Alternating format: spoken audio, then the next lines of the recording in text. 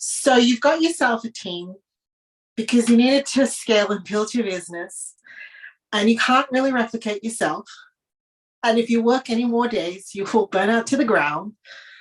And so the best way to scale is to actually get more team members so that they can deliver more services. And then you'll live happily ever after. Wrongo. What tends to happen then is you now have a new conundrum, which is how do you manage so many more bodies in your environment? How do you manage so many more people who want to talk to you?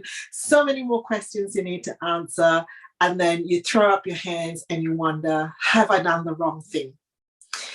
In this episode, I want to tell you that you've absolutely done the right thing. It's the only way you're going to be able to scale your business unless you've got somewhere to copy yourself. I'm Valerie Ling. I'm a clinical psychologist. I'm also the director and founder of a team-based psychology practice here in Sydney, Australia. And you're with me on my private practice leadership show. So buckle in, strap up, and let's go.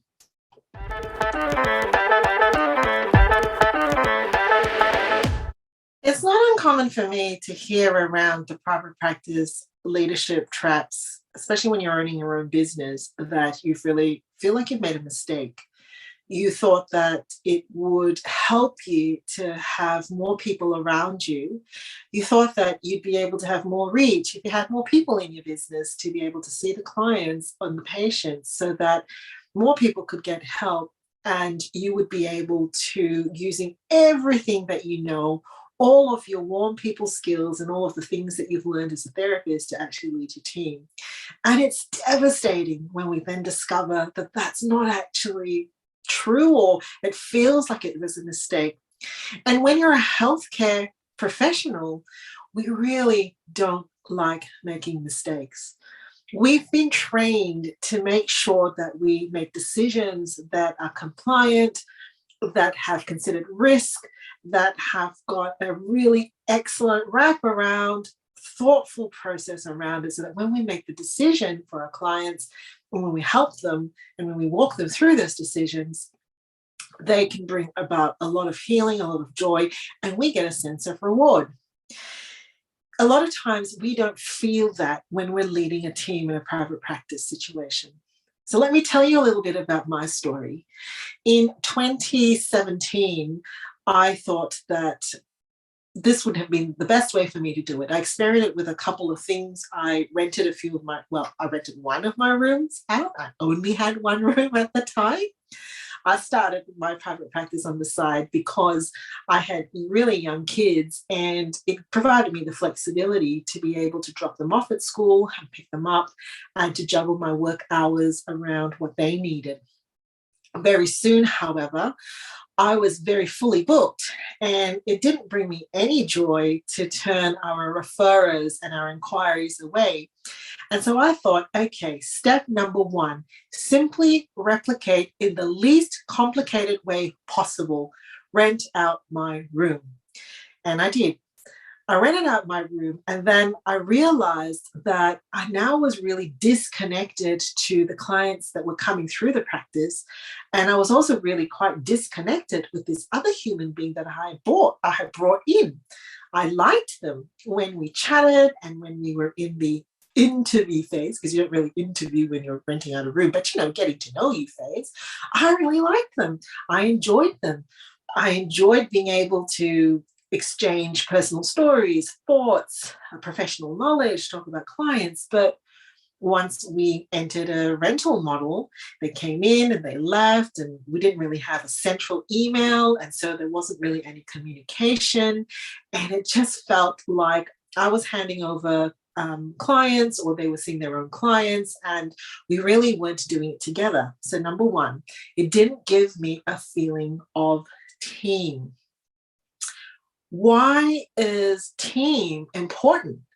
Well, it's not just a purpose for scaling. So my second point for this video is that knowing yourself and knowing the kind of energy and the kind of environment and the kind of way that you work is really important in considering bringing in more team where they're integrated into your business and your practice. So the second thing I then tried was I tried a subcontracting route, which was basically to bring in psychologists, other practitioners through a contracting arrangement, which says that you're your business and I'm my business, but we're going to share clients and have some kind of a system and a structure to actually share referrals and to share resources. The very first subcontractor that I brought on, I just assumed that anybody who was a psychologist would have exactly the same experience and knowledge that I would have.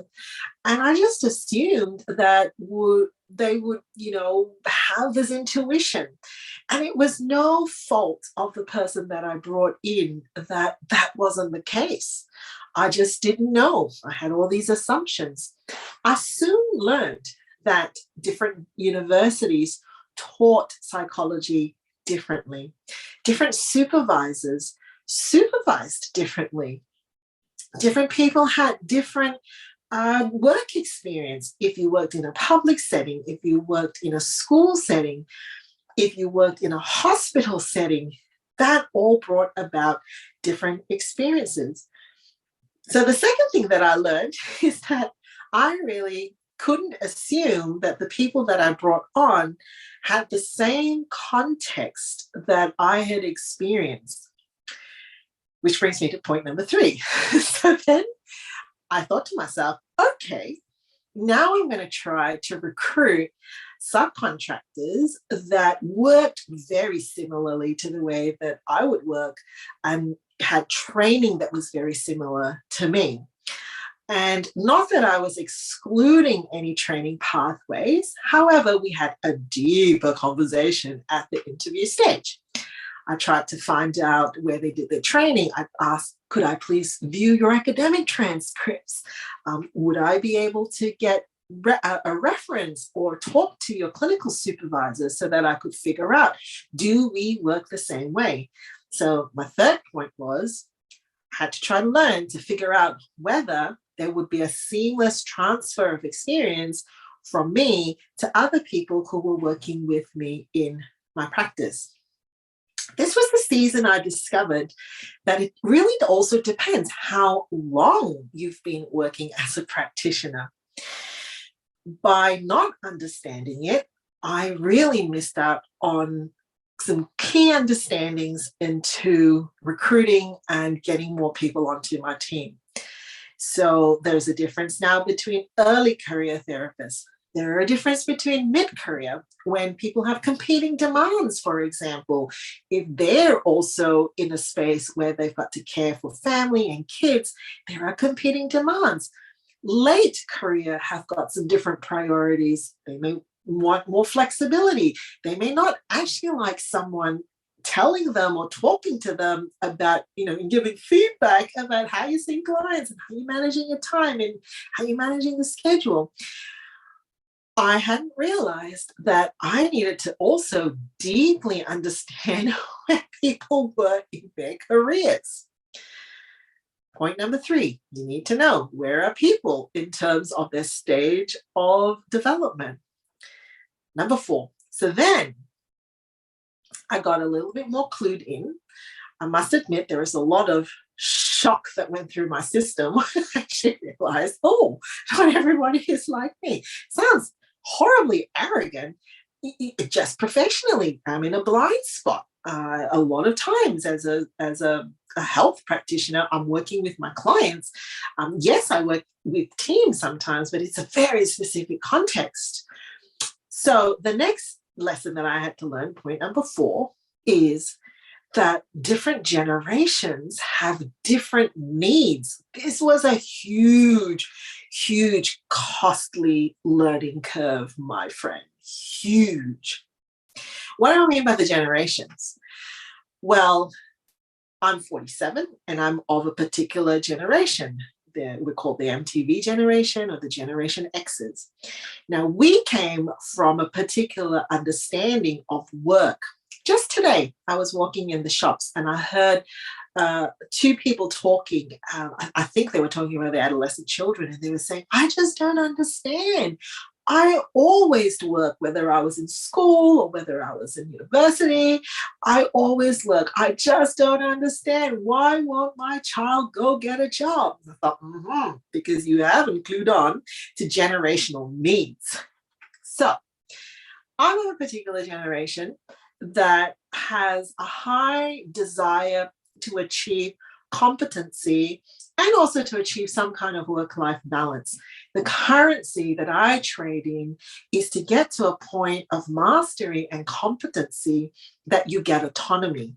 The more you leave me alone, the more I feel like I'm learning and I've done a good job. But guess what? The generations that have come after my generation have very different needs. Trust is a much higher need, and not in terms of professional trust, but personal trust. The degree to which we are honest and transparent. A real key moment for me was when I actually gathered our team a few years ago. It was a much smaller team and a very different team. And my aim of the exercise was actually to get our team to reflect on how we could communicate to the clients that were really precious and special to us. So an example would be, if you really want to see children in school or in primary school, how could you make yourself into a persona or a personality in the practice so that you would reach them? And to begin that, I first got them to reflect on their values, their personal values. And what really struck me was how across the team, those values in a particular generational group were very, very similar, whereas they were a little bit different to myself and perhaps one other older member, should I say. What struck me that in this generation, honesty and transparency and the personal credibility, like you as a human being, was really, really important. Now, that's not even the generation that's come out now. Now there's another generation that is largely coming into our workforce, Generation Z. They have different needs again. So what did I learn? Lesson number 4, when you have a team and you're thinking it's going to be so easy breezy, everybody is like me, depends on the generational need, depends on the working history they have, depends on their need to connect with the founder. I'm of the generation where I actually really preferred that my bosses just left me alone. If I didn't see them for weeks on end, hurrah! I felt so free. I felt I could do whatever I wanted to do. I didn't have to ask anybody. But that's different for the different generations. So we need to develop a curiosity, a compassion, and a respect for the new generations, which brings me really to my final point. Point number 5, make peace, not resent. When I had a really contentious moment in my practice a few years ago, it was really hard for me because I felt like I had a broken relationship in my own workplace. I really struggled to figure out how to repair it and how to recover it. And I looked into the sky and I was praying as I was walking. And when I looked up, there was a V formation of birds flying. And the little that I know about birds and flying, in my mind at the time, I thought to myself, isn't that interesting? Here we have, one bird at the top and then there's a V shape and it's graceful and there's flow and they're just gliding through the sky as a V. And then I started to notice that a subsection of that formation started to fall back. Maybe about 5 or 6 of the birds, they couldn't keep up or whatever. I don't know what goes on in a bird's mind. Did they change their mind? Did they just decide, we'll go in a different direction? No idea. But anyway, they started to fall back. And lo and behold, they started to form their own V with a new person in the front. And as I looked up and as I was praying, I realized that that's what team is about. It's not about securing this V formation forever and hoping that it's efficient and that you gain flow and that it's going to work. But ultimately, it's to develop other people so that they V off and they go. Ultimately, when we're scaling and we're bringing in team, it's not just about having in this moment of time enough resources to meet a need. It has to be, it must be, it is destined to be a leadership conversation that we say, if people have given us their time, if people have given us their trust, if people have given us the privilege of being in their worlds 5 days a week, months on end, and God willing for years, it must be about developing them and creating in them opportunities and the abilities to veer and replicate and become the people that can themselves generate and grow in whatever direction that they choose to. They can veer off within your business. That's the role of the leader and the founder in a business. When you have a leadership conversation that appreciates that, makes peace with that, that your primary job is to inspire, influence, and imprint. When we appreciate that, we're not threatened. We don't feel like we're out of control when we do not know what the little V in our team are doing. We need to also make peace with people will get to the point, especially health professionals. They are used to growing and achieving and moving and progressing. And sometimes it does get to the point that they're going to veer off and go in a different direction. Ultimately, bringing more people into our team cannot be a purely financial and scale decision.